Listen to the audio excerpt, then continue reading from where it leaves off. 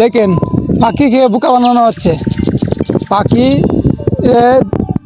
ধরার জন্য তাদের যে পাত জমিনের আইলের মধ্যে আছে, পাখি এখানে বসলে তাদের এই যে ফান ফাট আছে এই জালের মধ্যে আটকে পড়বো। পাখি কি এনে আইলে বসলে লাগবো না?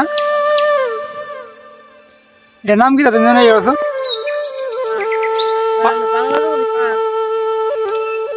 এটা ফানের সুতা। দেখতে পাচ্ছেন ফানের সুতা লাইনের মধ্যে আছে।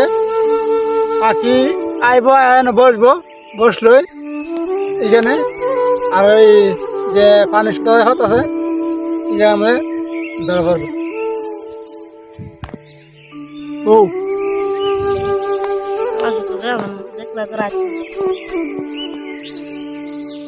আবার নি মানুষ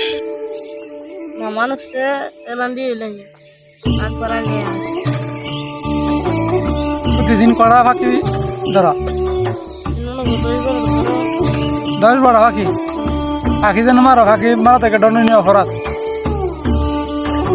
কারণ আমার পাখি সে বাংলার সৌন্দর্য সবচেয়ে জিনিস পাখি।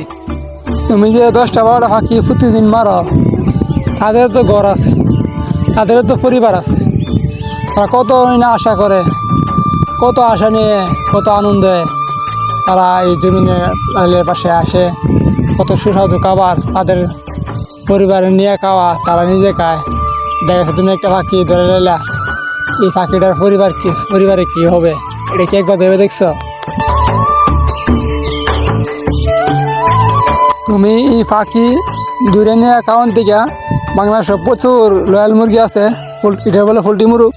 এই মুরগ নিয়ে তুমি কিনে নিয়ে হয় বলে বুঝছো?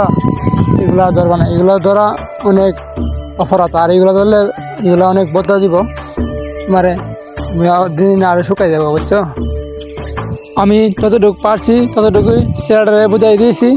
আর আমার দৃষ্টিতে বাংলাদেশের সৌন্দর্য সবচেয়ে সৌন্দর্য জিনিস পাখি। পাখির মতো সৌন্দর্য আর কোনো কিছু নাই।